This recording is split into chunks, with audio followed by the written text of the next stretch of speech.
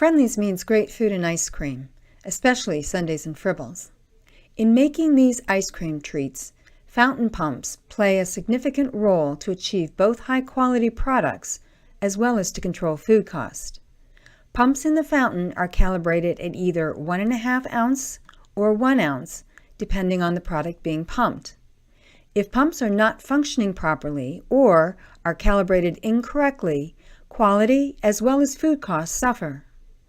If a pump that is supposed to be calibrated at 1 ounce is calibrated at 1.5 ounces, your food cost is 50% more than it should be on every pump.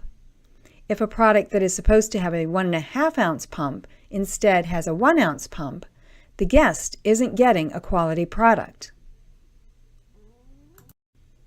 1.5 ounce pumps are used for coffee, vanilla, and strawberry syrups.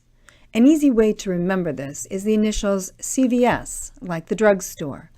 And you can remember the C stands for coffee syrup, not chocolate syrup, because you get cough syrup at the drugstore. All other products that are or can be pumped need a 1 ounce pump.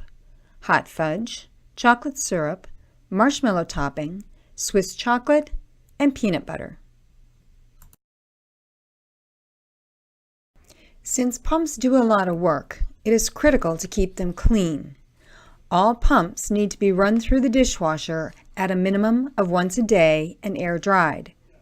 On Thursdays, as listed on the Heart of House housekeeping chart, all pumps must be totally disassembled and washed. Some parts can go through the dishwasher, and some parts need to be hand washed in a 3-compartment sink. You will need 2 brushes to thoroughly clean the pumps, 1 larger brush to clean the pump shafts, and a small brush to thoroughly clean the inside of the pump tube spout. To disassemble a pump for cleaning, take it to the service room and spray off as much product as possible. Place the pump on a clean sheet tray so no small parts will get lost. Grasp the locking nut on the shaft on the top of the cover plate, unscrew it, and remove the shaft. Set it aside for further disassembly. Unscrew and remove the smaller nut securing the pump spout on the cover plate and set it aside also. Remove the cover plate. Holding the base of the pump securely in one hand, use the other hand to grasp the pump tube spout, twist it slightly to release it from the base and set it aside. While still holding the base, grasp the shaft tube and twist it slightly to release it from its base and set it aside also. In the base, there is a black or white washer. This is a critical piece for the pump operation, so carefully remove it and set it aside. Inside the base are stainless steel balls that do not come out, yet they do move freely inside the base, so they will get thoroughly cleaned and sanitized when the base is run through the dishwasher. The next step is to disassemble the pump shaft. Grasp the shaft very tightly where the stainless steel tube ends on the spring and shaft and unscrew the knob. You must hold it tightly so the tension in the spring is released slowly. Remove the shaft and spring, remove the locking nut from the metal tube, and remove the white shaft glide inside the tube and set them aside. Remove the spring from the shaft and remove a very important piece, the white or black washer that is critical to the operation of the pump. You have now finished disassembling the pump into 3 major sections: the cover plate, the pump and the shaft tubes and base, and the shaft pieces that make the pump work. Now it's time to clean them. The large metal pieces can be washed in the dishwasher. However, all the small pieces need to be washed in a 3-compartment sink. Wash, rinse, and sanitize.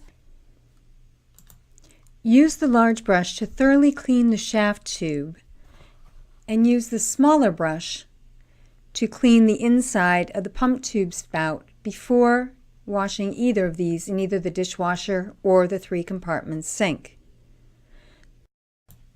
All small pieces, the nuts, washers, springs, knobs, must be hand washed in a 3-compartment sink. Once all parts are dry, it's time to reassemble the pump. Start with the shaft, placing the important washer on the shaft first, Then adding the spring, compressing it so that it does not extend beyond the top of the shaft. Place the white shaft glide rounded end up on the shaft, and while holding the tension with one hand, add the metal cylinder. Next, add the locking nut, and finally, screw on the shaft knob. This pump shaft will now dispense 1.5 ounces of product. To make this a 1 ounce pump, you will add 2 white collars underneath the locking nut. Each collar diminishes the pump by 1/4 ounce, so together they will make this 1.5 ounce pump dispense 1 ounce of product.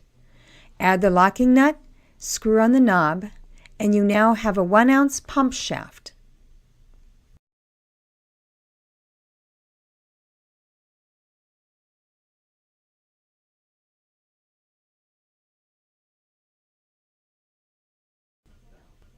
The next step in assembling the pump is the base. Take the black washer and seat it in the base. You will notice that the shaft tube has 2 notches on the base.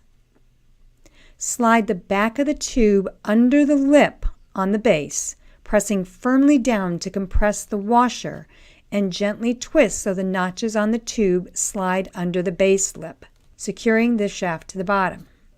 Next, take the pump spout and match up the flat sides on the bottom to the flat openings on the base.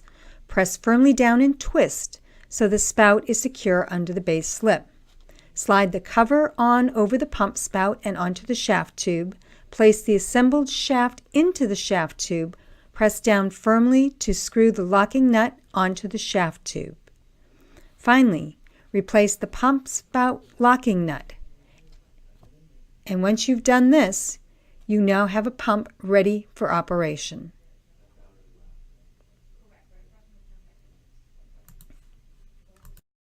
This pump, whether calibrated at 1 ounce or 1.5 ounces, will fit into the tall black or silver fountain crock.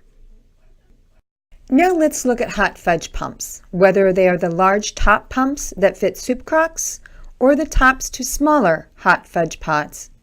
Syrup and topping pumps are slightly different from hot fudge pumps. The base on a hot fudge pump has a cotter pin that holds in the stainless steel ball that was built in on the syrup pump.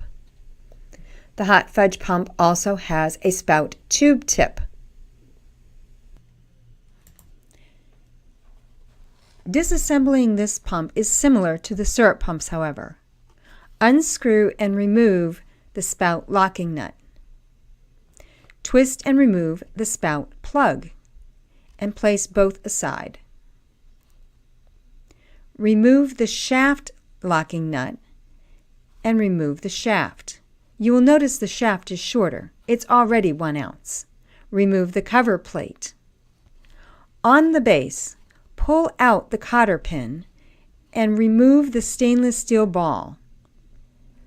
Turn the base plug and remove it also. This is as far as the base disassembles. Next, disassemble the shaft in exactly the same manner as the syrup pump. Unscrew the knob, remove the metal cylinder and the white glide, remove the spring and the all-important washer.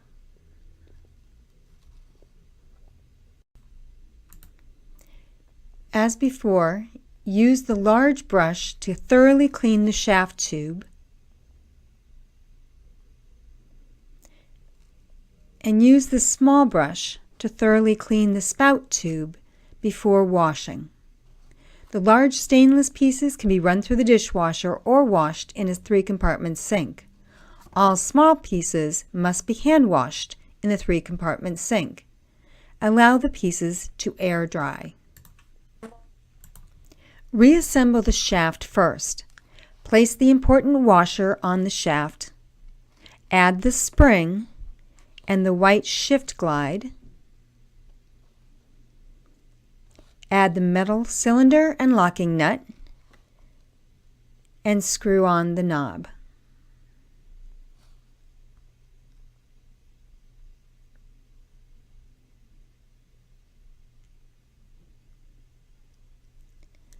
On the base, replace the base plug, push it in and twist to lock into place. Drop the stainless steel ball and replace the cotter pin to secure it in place.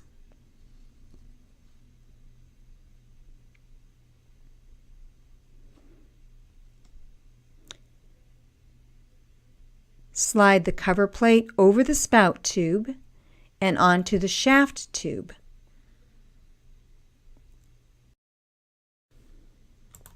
Replace the shaft and screw it to the shaft tube. Add the spout tube locking nut. And lastly, you'll replace the spout tube end cap.